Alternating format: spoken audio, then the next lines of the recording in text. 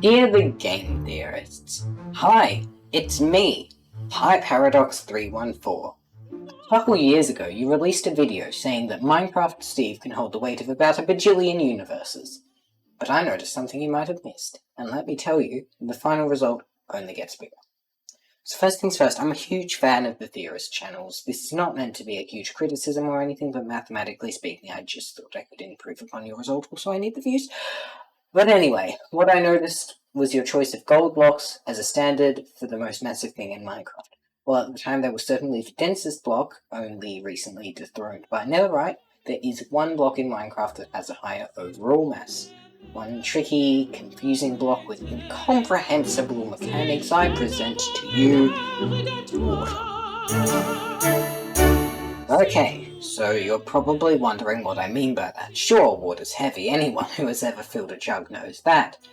But isn't gold supposed to have a huge mass? Well, yes, but actually no. First things first, we need to understand the difference between mass and density. A kilogram of gold has the same mass as a kilogram of water because it's a kilogram. That's the unit of mass. A cubic meter of gold, however, has a much higher mass than a cubic meter of water because gold has a higher density because the same volume has a higher mass.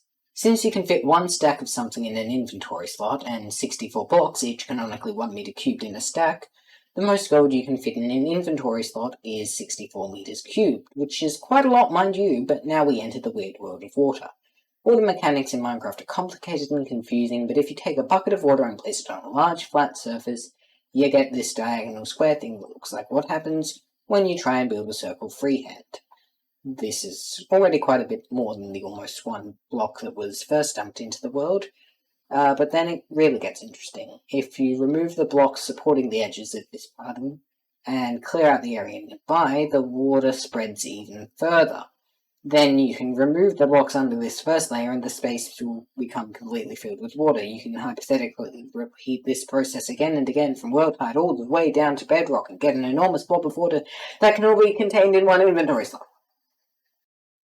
Well, now we've got a giant water monstrosity. But how big is it really? Well, the height limit for building is 255 blocks. You can also place blocks at y equals 0, but with nothing underneath to let the water spread. We'll have to factor that in separately. Above that, the water creates almost an exact square-based pyramid. The distance between the blocks on opposite corners is actually just 14 times the number of layers, which is 205, or 357 meters after multiplying it by 14. Using Pythagoras' theorem and the formula for an area of a square together, which actually simplifies down to c squared over 2, we can determine that the base of this pyramid is an enormous 6,372,450 meters squared.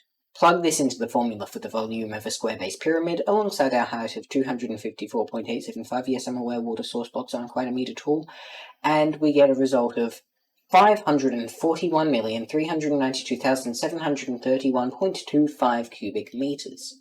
Add the extra blocks down at y equals 0 and multiply by the water's density of 997 kilograms per cubic meter for a whopping total of 546,121,885.7 metric tons of water. That is over 400,000 times the mass of a stack of gold blocks.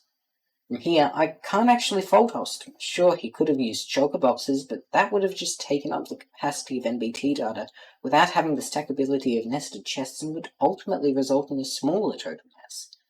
By dividing our massive one bucket by 64 times 27 to the power of 171, and then 64, and then again 37, but dividing by 64 because the buckets themselves won't stack in the centermost chests, we get a final mass of 8.42307 times 10 to the 563 tons, or about 8.5 duodecillion Google yottatons of water. For reference, the entire solar system is less than 2,000 yottatons. Again, this is over 400,000 times heavier than the Game Theorists' original estimate, but at this scale, that is a glorified rounding error. Sincerely, Paradox314.